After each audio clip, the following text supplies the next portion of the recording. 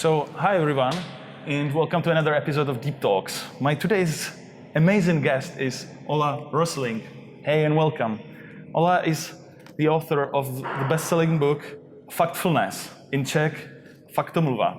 And I'm very happy that we can have a short talk today because I love your book. I think that the book is very, very key, and I think it can really change the world. So how do you feel if you co-authored that kind of very important book for today's society? I wrote it together with my father, Hans, and my very smart wife, Anna. And she's really the one who found a tone. I mean, most of the content in the book is in some way or another available elsewhere. Mm-hmm. So it's all about putting it in a package that is accessible and easy to understand. Right. So this, it's not based on our own scientific research or anything. Of course, we're presenting studies that we have done in the Gapminder Foundation about people's knowledge. But in some sense, it's not new findings beyond these ignorances that we have measured. So it's all about making critical thinking into something very doable with clear advices, like rules of thumb for how to think in situations which you can identify and repeat. You see certain kinds of news patterns and so on. According to me, it's one of core skills for this century, to teach people how to use the brain and how to use critical thinking. And you had a chance to speak in front of many leaders of today's world. So how do you think that they are able to change their thinking? It's tricky because let's say we have a knowledge culture. The way we think about knowledge in general is very difficult. It makes it hard to think clearly because we associate knowledge with intelligence. We associate it with power, with prestige. So you've gone to an expensive university and you got your CV and you think that proves that you're ahead of everyone else. When we test people's factual knowledge about the world, we take reliable statistics from the UN, and we are invited to an event by the Boden Lake in Germany, and we ask the Nobel laureates in medicine, 40 of them who meet like hundreds of young biomedical researchers. They have the highest IQ on the planet, right? And they have long education, university degrees, PhDs, maybe more than one. They are experts in medical research. So there's no doubt they are intelligent, prestigeful. And then they score worse than the public on basic questions about vaccination.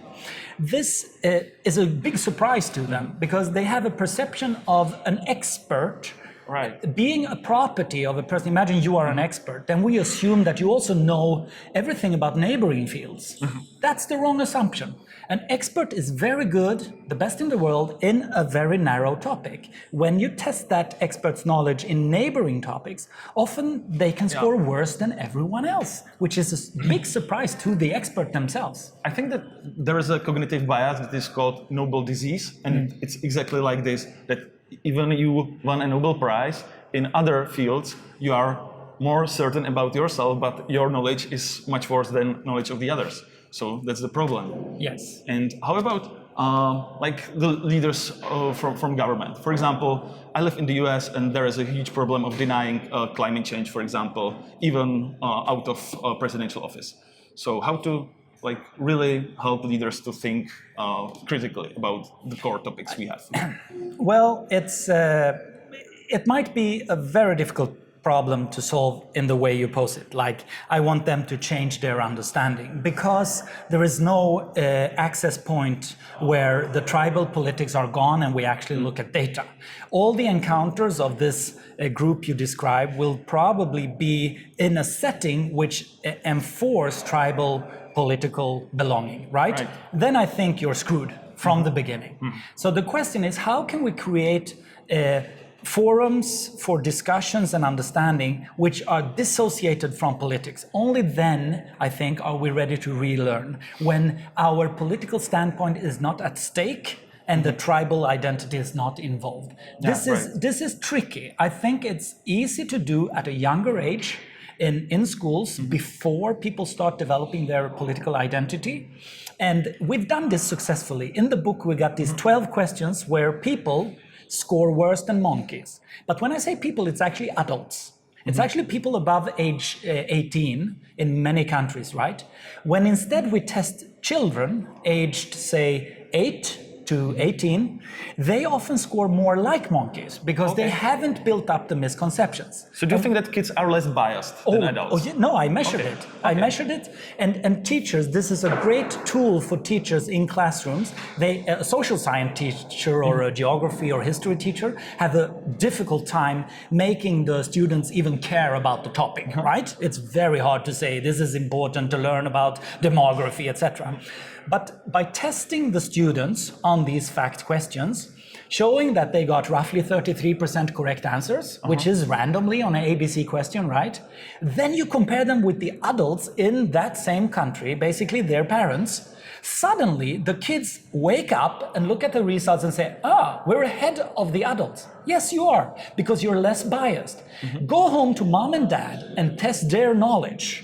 And tomorrow we're going to discuss the results. And you teach them also survey methods in the classroom. They come back and then they discuss what cognitive biases their parents suffer from, which is, of course, they are high risk of suffering from this within 20 years themselves. This is a great opportunity to curate a critical thinking skill in a young generation. So do you think that we should have a special subject, specific subject for teaching critical thinking at schools, like Factfulness as a normal curriculum program for all high schools, for example? Absolutely, absolutely. I think the cognitive psychology biases today it's a recent finding. I mean, in human history, it's only 40, 50 years since the first experiment started proving systematic biases in the human brain. So now we are in the position we need to include it somehow in curriculum. So everybody learn that by default they're going to be skewing their understanding in certain ways without realizing it. Right. Let's imagine a kind of classroom exercise where teachers tell the students, you're going to lie with statistics. Try to do it as effectively as you can, okay? Here is the unemployment rate, and half of the class are going to try to say it's a low number, half of the class are going to try to say it's a high number, right? Look for reference points so that you make it look this way. Do that again and again, year after year in a classroom, and every student leaving school would be equipped with the defense needed to protect themselves against all the lies that will come to them throughout their lives. This I think is the best way, if this is called critical thinking or statistics or whatever, but it's one way to include experience, personal experience of, I managed to get the class to believe this thing, which we then discussed was actually a lie. It will make people very, very critical when politicians and others, activists, come and exaggerate a problem in a certain way. You know, you're already experienced how easy it is to make a number look like something else. I deeply believe in this in core of my heart, that this is maybe the only way how we can survive on this planet. So thank you that you are spreading the same idea. And you still live in Sweden, do you? Yeah. And how is Sweden in fighting fake news and misinformations? How good you are in Sweden? Because here in Czech Republic, we have a great struggle because we are in a front line that Russia is trying to develop, to deploy some new techniques here. So, and I was in an event in NYU, and they had a case study from Czech Republic that we are just losing here. So is Sweden better off in terms of fake news? Good question. Finland seems to experiment with what I just described, with using statistics to carve out certain stories in schools. I think this problem with fake news is, I have several opinions of it. First of all, it's not a new thing.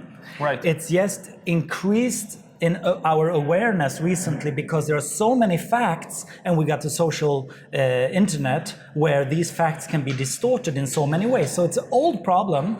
Before it used to be called lies. People lie about things, right?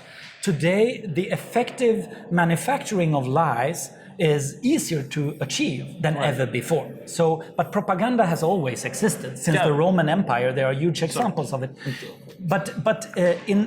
So I wouldn't say I'm an expert in fake news. There are others who are better than me to ask this question. I'm more concerned with true news.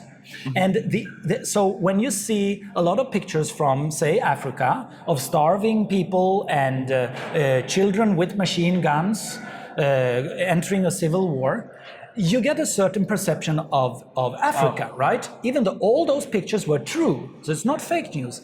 As I will show in my presentation and in the book, we're actually not trying to focus on the fake news problem, but rather the ever-present selectiveness of the true news. Okay. Which is, if you do fact checking on these true news, you will not find a problem. The problem is the sample. Yeah. It's showing extraordinary events again and again and again, and together they paint, based on true facts, a very distorted picture of reality. Yeah. There I've been trying to see how the misconceptions that we measure with the fact questions, if they can be derived from the way the news media portray the rest of the world. And we see a systematic exaggeration of negative trends, right? Because people are worried, the news report it, it's true, things are getting worse, like suicide rate in US is on the increase.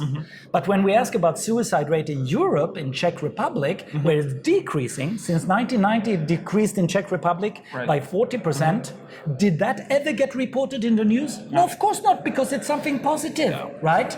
And the journalists who fail to report it are not evil people. They are not trying to neglect it. It's just that nobody want to read about progress, right? Right. This we need to teach our kids in schools, that expect negative news, right? Even the true news. Ask yourself, would a positive trend have reached me? Would I have heard about something going up, something bad going up 20%? Ask yourself, would I hear about it if it decreased with 20%? The bad thing. Probably not, right? That's a way to compensate. Instead of waiting for journalists to start putting out positive news, which sounds like a strange thing, they would probably lose their job pretty quickly. Right. I think the consumer need to be equipped with awareness of what is news media for. Okay. And when I read your book, for me, it was very optimistic. Like, the world is not that, let's say, fucked up. And we improved many things. So it was very optimistic when I read it. But still, I'm slightly afraid about the future. For example, the risk of AI or the climate change. So how do you feel about the future? Are you optimistic as your book is, or are you less optimistic with some new data we have now? I'm absolutely not an optimist. I was flying here on an airplane. That would probably be a bad idea, thinking about the climate. But the pilot in the airplane, I hope he was not an optimist, right? Telling me that, don't worry, this will probably go well, right? That's a mode of mind which I completely hate. Like, I don't trust people who are optimists, because I don't understand what an optimist is. In the book, we're promoting the idea of possibilism, saying, let's see what solutions there are which have worked before, proven evidence, and make sure we implement them in the right way. So that's why in the book we're showing a lot of positive trends to learn from them. Like, how did we ban lead in gasoline worldwide, right? It was in gasoline when I was a kid. There were lots of campaigns about lead in gasoline, and today it's gone. That drop of lead in gasoline, we don't talk about it when it's succeeding, which means we don't understand what we're doing right that works. It's a global collaboration based on UN agencies. Fortunately, during the last 60 years, we had world peace and we have UN agencies building up. Right. And when they are built on scientific evidence, they are doing the right thing to remove lead from gasoline in this planet, which is a great thing. But nobody talks about it. So now we're confronting future problems, and there are lots of them, right? We're not learning from these exercises where we successfully collaborated for the first time in human history. To base factual decisions on scientific findings to do the right thing. Now, with climate, for me, that's a very hopeful experience. We can probably do the same thing with climate and other challenges, like saving all these endangered species. That's why one of the questions in the book is about what's the status for tigers, black rhinos, and giant pandas. All right, yeah. 3 animals. I remember that one. That we've seen a lot of posters from WWF about, right? That they are endangered. So since 1996, is their status worse or better? Well, all these 3 specific species are increasing their wild population thanks to the great success of activists and conservation movements like the Tiger Foundation, Rhino Foundation, etc. Collaborations between India and Pakistan that works. 2 nations that used to be fighting each other, right? They collaborate to save the tigers successfully. Now, almost nobody in Sweden, I think 6%, realize that none of these species are in more danger today. Okay. The problem is the activists, who are so important for this world, they fail to communicate their success, which means they fail probably to recruit more funding and support. And this, I think, is a problem. In a world where we're doing the right thing for 3 species, and we could be doing similar things for all the other endangered animals. That's what came to my mind. Like here in Central Europe, we are experiencing the massive extinction of insects. Like 80% of insects just extinct in last 20 years. And I can think about panda. That's great that panda is safe. But what about those other problems? How to like really make those activists to choose what is important to focus on and not to focus on problems that are not real problems. For example, here many people are fighting against plastic straws. Okay, it's important to not to use plastic straws, but it's not the core problem we have as a society. Well, the plastic straws is a very, very small portion of the plastic in the ocean. People have a feeling that they need to do something, so whatever plastic they can identify, they want to do something. I don't think it's very productive to fight such instinct to do something. It's more interesting to say, okay, if we're actually going to save a species or stop plastic in the ocean, what makes a huge difference? Well, you got people on middle-income countries not taking care of their garbage because it's expensive, right? Yeah. It's more cheap for them to throw the thing out the window and there it is, right? That's where the plastic in the ocean comes out through the rivers in parts of Asia, a majority of it. And you can throw your plastic straw in the ocean in Sweden. Don't worry about it. If you're doing something to help these poor people living with garbage humps next to rivers ending up in the ocean. So exactly. I would say that's what factfulness and possibilism is all about. Like realizing that serious problems need serious solutions. And if we comfort ourselves with ridiculously small things, sorry, but the plastic straw is just ridiculous. If it steals our focus from the real problem, if it's an entrance point to realizing the larger problem, then it's a good thing. So we need to balance this idea of the world hour where we shut down the light for 1 hour to just remember. Maybe these awareness campaigns are actually good. We should be careful fighting these small things, even though globally they have no impact, but they have a psychological impact of creating a community awareness that we need to do something. But that balance is tricky to handle. The global problems, and this is what the end of the book says, where I wouldn't call myself a positivist optimist. At the end of the book, we have 5 global risks that everybody should take seriously. And this is one of the reasons to look away from small problems, right? Because these 5 problems can kill us all, right? Or stop all our development. It's the risk of a third world war, the risk of a financial collapse, the risk of a global pandemic, the risk of climate change. These can stop all development. Right. All the good things we're going to do would be halted if these kick in. And then the 5th one is an ongoing killer. Extreme poverty. If that continues, we have 1 billion people in extreme poverty. They have 5 children per woman on average, means continued population growth beyond the end of the century. These 5 things, if we're not taking that seriously, because we're worried about everything, we think suicide rate in Europe is going up when it's actually falling. That's why we try to kill the myths that most things are getting worse. No, many things are improving. Let's keep our eyes on the biggest risks. All of us, everybody. Not saying this is the most important, this is the most important. These 5 are capable of stopping everything, right? So we need to take them seriously, all of us, and you can't make one of them your favorite. That's the message. If people perceive that as optimistic, I don't know, probably they didn't read the full book because it's in the last chapter. Okay? I was for me, I met Daniel Kahneman 1 month ago, and he was extremely pessimistic. He told something like, even I know about all those biases we have, I don't believe that people can change. And for me, it was one of the saddest talks I ever heard, because that was very sad to me that he was very, very negative and pessimistic about the future. What is your view on the future? Do you think that with knowledge of those facts and about we have the knowledge about to improve our thinking, do you think that we can change the world and live as a society like forever on this planet? Not forever, but for another few thousand years. We have no option. I don't care if he's sad, let's send some flowers to him. We need to fix it, right? It doesn't matter if we're capable or not, it needs to happen. And we've done so much progress before. My grandparents had no education beyond 5 years basic schooling. My father is the first academic in our family, right? And now he's a world famous professor. If people say that change cannot happen, bullshit.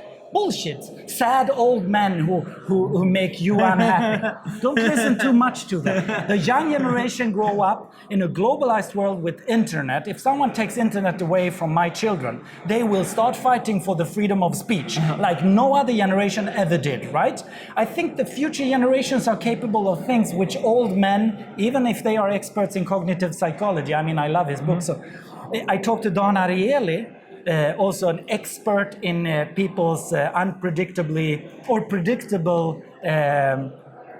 What is the name of the book? Predictably irrational. Irrational. The predictably irrationality. And I asked Don Ariely, can you point me to some tools or teaching materials that help people compensate their irrationality? And he said, no, I'm sorry, there is hardly anything. So you have a research with hundreds of psychological biases and almost no tool to fix it. Yeah. Come on, that's what happens when you start measuring a problem. Say legal slavery. I mean, it was legal in every damn country to have a slave. Why? Because it's a smart thing. I would love to enslave you if I had the option, right? So you can do my laundry and I don't have to pay. That would be great. But it's illegal. Why is it illegal? Because the moral values of humanity changed. Do you think anybody actually thought that was possible if you had asked them 200 years back?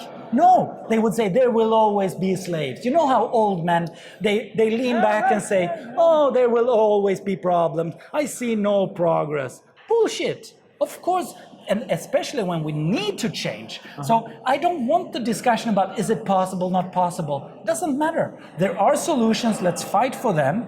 The use of facts. I mean, times like these, where we are living, what does it mean, times like these? It's the first time in human history when there is data. It's the first time when you can write a book like this and say what's the correct answer, and there are reliable sources. So this is a great opportunity to create a new knowledge culture, teach the young generation to question their own assumptions, give them systematic ways of doing that, to create a knowledge society and a future political environment that is based on facts, not ideology. That was never possible, so no surprise we didn't inherit such system from the previous generation. How could they have invented it? We can. Yeah. We will give it to the next generation, and the next generation will be even better at it. I definitely have hope for humanity. Yeah, thank you very much, because for me, this is just the great vision of future society based on facts and being evidence-based. So thank you for your mission, and thank you your wife and the great work your father did for society. That was amazing. So, and I really appreciated to find the time for our discussion. It was one of the best discussions I ever had. That's great. And I hope that our listeners will be also more optimistic about the future and about the change that we will survive on this planet. So bye-bye. Just add a last remark from my father, a quote from my father. We don't have to give up today, because that we can do later. Yeah, it resonates with my work too. So thank you very much. Thank you very much. Thank you much. Bye.